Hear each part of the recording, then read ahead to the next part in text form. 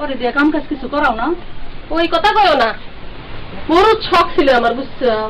তাহলে কত টাকা পয়সা খরচ করে আমি পড়াশোনা করাইলাম, আর সেই ছাল আমার যায় ভালোবাসে পাগল হয়ে গেল আমি ছালের জন্য। আজকালকার ফুলাইবানির কি জন্য জানি লজ্জা শরম কিচ্ছু নাই। আমাদের যুগে তো এগুলা ভালোবাসি বিয়া এগুলা ছিল, সেই কথা তো আমি করতেছি। তবা তবা। আর করে নেবো কপালের দুঃখ, বুঝছো? কপালের দুঃখ। কত শখ করে ছাওয়ালের বিয়ে দিলাম। পাশের বাড়ির ওই যে আমার জমির কামলা খাইটা খায়, বুঝছো? তার ছাওয়ালে বিয়ে দিল, মোটর সাইকেল, বাসন কুসুন, ঘরে ড্রেসিং টেবিল, কত কিছু। আর আমার সেই কপাল ফকিন্দির ঘরের থেকে আনছি। তোমারে তো আগেই কইছি, তুমি তো শুনলা না।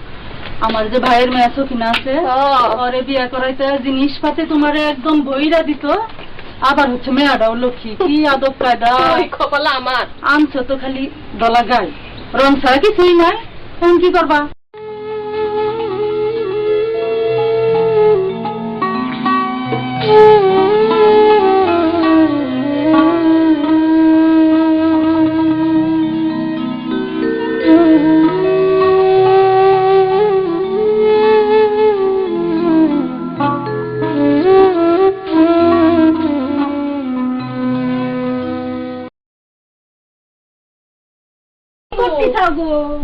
এই সকালবেলা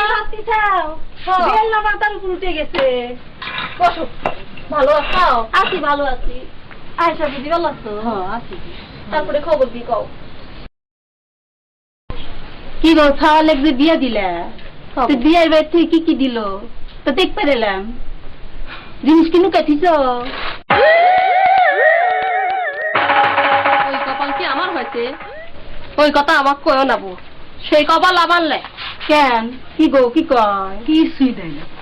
কামলা যে থেকে খায়, তার মেয়েকে বিয়ে দেওয়ার লেগে অন্তত বাসন পাতি দেয়, দেয় না বউ কও? আরে ফকিন্নির ঘরের থেকে আনিছি যে। তাহলে একটা বুদ্ধি দেই, শোনো শোনো তুমিও। কথাটা হচ্ছে কি, ওই যে উত্তর পাড়ার যে করিম আর আমগল গ্রামের যে সালা, এটা যে বিদেশে গেল, কত টাকা পাঠাচ্ছে, বিদেশে পাঠানো কি করবো? খারাপ কথা কিছু কইছি নাকি?